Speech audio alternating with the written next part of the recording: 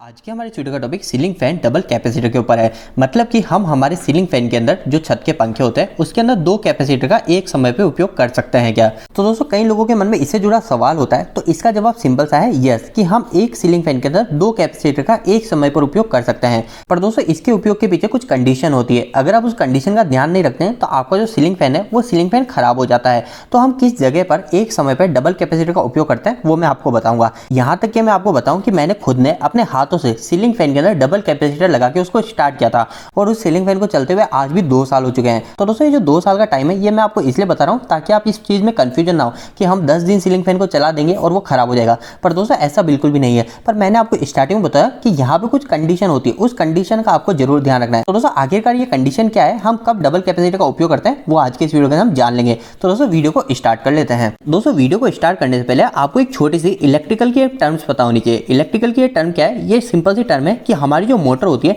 इस मोटर की जो स्पीड होती है वो स्पीड हमेशा डिपेंड करती है किसके ऊपर, वोल्टेज के ऊपर।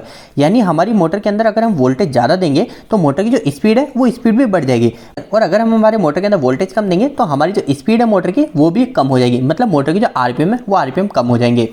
तो दोस्तों यहाँ पे जो वोल्टेज शब्द का उपयोग किया जा रहा है इसी का ही हमको ध्यान रखना है। अगर हमारे घर के या फिर हमारी कंपनी के आसपास कहीं पे वोल्टेज कम आ रहा है तो वहीं पर ही हम सीलिंग फैन के अंदर डबल कैपेसिटर का उपयोग करेंगे। पर दोस्तों ऐसा नहीं है कि आपके जो सीलिंग फैन है वो सीलिंग फैन 220 वोल्टेज के लिए बना है, पर उसके अंदर अगर फॉर 180 वोल्टेज आ रहे हैं और आप वहाँ पे डबल कैपेसिटर लगा दो, ऐसा नहीं होता है। मैं अभी आपको इस वीडियो के अंदर बता दूंगा कि आखिर 220, 200, 180, 160 ऐसे वोल्टेज के वेरिएशन पे हमें कितने का कैपेसिटर लगाना है और किस समय हमको डबल कैपेसिटर लगाना है। तो दोस्तों इस चीज को जानने से पहले आपको एक छोटी सी टर्म का ध्यान रखना है। कभी भी आप सीलिंग फैन के अंदर कैपेसिटर की वैल्यू को बढ़ा रहे हैं, पहले जो हमारे सिंगल फेज के जो फैन आते हैं उसके अंदर स्टार्टिंग में कैपेसिटर ये फिक्स साइज का ही लगा रहता है। अधिकतर में 2.5 MFD का ही आपको कैपेसिटर देखने को मिलेगा।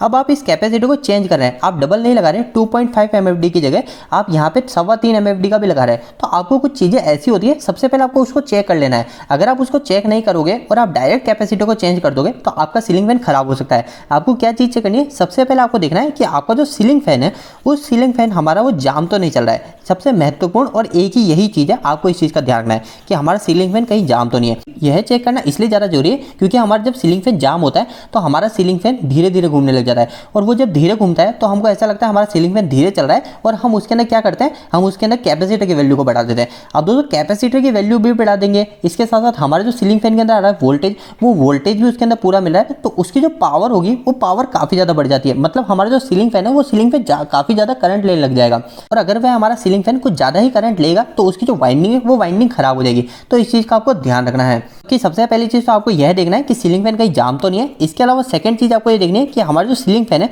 उस सीलिंग फैन के अंदर हम वोल्टेज कितने आ रहे हैं, सीलिंग फैन के अंदर वोल्टेज कम तो नहीं आ रहे। अगर सीलिंग फैन के अंदर वोल्टेज कम आ रहे हैं तो सिंपल सी बात है, हम कैपेसिटर की वैल्यू को थोड़ा बढ़ा के उसकी स्पीड को अच्छे से कर सकते हैं। और दोस्तों हमारे जो सीलिंग फैन के अंदर कैपेसिटर का उपयोग किया जाता है इसको हम रनिंग कैपेसिटर बोलते हैं, और जो रनिंग कैपेसिटर होता है इसको निकालने का एक सिंपल फॉर्मूला होता है। अगर आप इस फॉर्मूले के अंदर भी वैल्यू को पुट कर देंगे तो आपको साफ पता चल जाएगा कि हमें कितने वोल्टेज पे कितने कैपेसिटर लगाना है। इसके अंदर जो हमारा फॉर्मूला काम आता है ये काफी सिंपल है। यहाँ पे आपको सबसे पहले हमारे सीलिंग फैन की पावर रख देनी है। जैसे हमारे सीलिंग में 70 वाट का 70 वाट लिख दिया। इसके साथ में एफिशिएंसी अगर आपको पता है तो ठीक है, अगर नहीं पता है तो आप डायरेक्ट यहाँ पे 80 लिख दीजिए। इसके साथ में मल्टीप्लाई 1000 कर दीजिए। ऊपर की तीनों संख्या को अगर आप मल्टीप्लाई करोगे तो यहाँ पे हमारी जो वैल्यू आएगी वो कुछ इस प्रकार से आ जाएगी, और नीचे वाली भी संख्या को आपको फिर मल्टीप्लाई करना है। मतलब वोल्टेज यहाँ पे लिखना है, तो वोल्टेज जैसे मान लेता हूँ 220, इसके साथ में वापस से आपको 220 यानी वोल्टेज इंटू वोल्टेज करना है, तो 220 इंटू 220, और यहाँ पे फ्रीक्वेंसी 50 है। तो इस तरीके से आपको ये कर देनी है, और अगर आप इन सभी को मल्टीप्लाई करोगे तो हमारी जो नीचे की वैल्यू आएगी वो आएगी कुछ इस प्रकार से। अब दोस्तों आप इन दोनों को जैसे ही भाग कर दोगे आपको पता चल जाएगा कि हमें कितने का कैपेसिटर लगाना है। अब मैं इन दोनों को जैसे ही भाग करता हूं तो मेरी जो वैल्यू आती है वो आती है 2.31 MFD। दोस्तों ये जो वैल्यू आई ये वैल्यू बिल्कुल फिक्स नहीं है, आप इस वैल्यू का ±5% कैपेसिटर को ऊपर नीचे लगा सकते हो, वहां पे कोई भी दिक्कत नहीं आती है, क्योंकि हम सभी को पता है हमारे कैपेसिटर पे भी यहाँ पे ±5% लिखा होता है। तो दोस्तों इसी फॉर्मूले की मदद से आप आसानी से कैपेसिटर की वैल्यू को पता कर सकते हैं, और इसी फॉर्मूले की मदद से मैंने यहाँ पे कैपेसिटर की पहली वैल्यू पता करके कि 220 वोल्टेज पे आपको 2.31 माइक्रोफैराड का कैपेसिटर लगाना है, 200 वोल्टेज पे आप 2.8 MFD का कैपेसिटर लगा सकते हो, 180 वोल्टेज पे आप 3.45 MFD का कैपेसिटर लगा सकते हो, और 160 वोल्टेज पे आप जो कैपेसिटर की वैल्यू लगा सकते हो वो लगा सकते हो 4.97 MFD।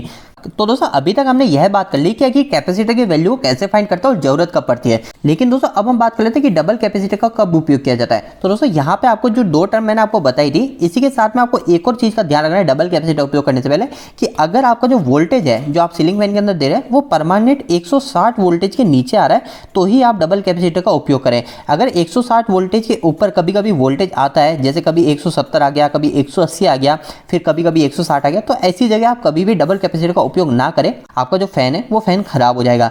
मैंने जो आपको बताया कि मैंने सीलिंग फैन के अंदर 2 साल से कैपेसिटर का उपयोग कर रखा है और सीलिंग फैन चल रहा है, वो ऐसी जगह वहां पे जो ट्रांसफार्मर का कनेक्शन है वो ट्रांसफार्मर काफी ज्यादा दूर लग रहा है, वो एक गांव का एरिया है, तो वहां पे मैंने कैपेसिटर लगाया था और उसको 2 साल हो गए और वहां पे जो वोल्टेज है वो वोल्टेज कभी भी 160 वोल्टेज के ऊपर आता ही नहीं है, वहां पे 150 वोल्टेज ऐसे कुछ वोल्टेज आते हैं, तो वहां पे आप आसानी से उपयोग कर सकते हैं। और अगर हम यहाँ पे कैपेसिटर के फॉर्मूले में भी यहाँ पे वोल्टेज की जगह पे 160 वोल्टेज डालेंगे तो यहाँ पे जो कैपेसिटर की वैल्यू आती है वो आती है 4.97 माइक्रोफैराड।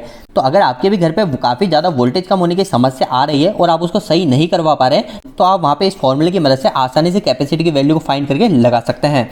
तो दोस्तों आज के इस वीडियो को यहीं खत्म करते हैं। इसके पहले मैं आपको कैपेसिटर से जुड़ी एक और महत्वपूर्ण बात बताना चाहता हूँ कि कभी भी आपका सीलिंग फैन कुछ ज्यादा ही धीरे चल रहा है तो आप डायरेक्ट कैपेसिटर की वैल्यू को चेंज ना करें। इसके अंदर कुछ चीजें होती है, आपको स्टेप बाय स्टेप वो चीजें भी चेक करनी है और इसके ऊपर मैंने ऑलरेडी एक वीडियो बना रखा है कि आखिर हमारा सीलिंग फैन अगर धीरे चल रहा है तो हमको क्या चेक करना चाहिए। तो वो वीडियो आपको इसी वीडियो के एंड स्क्रीन सेक्शन में मिल जाएगा, आप वहां से वो वीडियो आसानी से देख सकते हो। तो दोस्तों उम्मीद है कि आज के इस वीडियो के माध्यम से आपको कुछ बेहतर जानकारी मिली होगी। आपको ये वीडियो कैसा लगा, इस वीडियो को लाइक करके जरूर बताएं। अगर आपको कोई भी सवाल इस वीडियो के प्रति इलेक्ट्रिकल जरूरत है तो आप मुझे नीचे कमेंट बॉक्स में कमेंट करके पूछ सकते हैं।